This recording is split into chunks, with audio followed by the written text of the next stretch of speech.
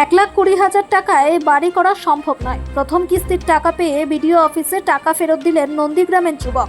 নন্দীগ্রাম 1 নম্বর ব্লকের চম্পাইনগরের বাসিন্দা শেখ মুকলা আজম নন্দীগ্রাম 1 নম্বর ব্লক সমষ্টি উন্নয়ন আধিকারিকের কাছে আজ প্রথম কিস্তির টাকা ফেরত দিলেন।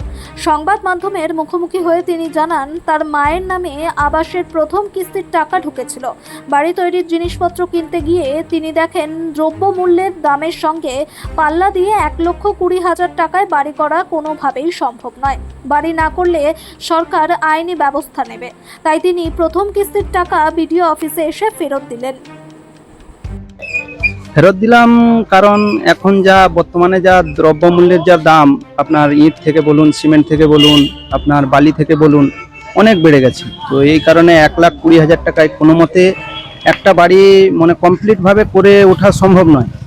আপনি মিস্ত্রি খরচা থেকে বলুন, সমস্ত কিছুর কারণে আমি দেখলাম যে একটা বাড়ি 1,20,000 টাকায় কোনো মতে সম্ভব নয়।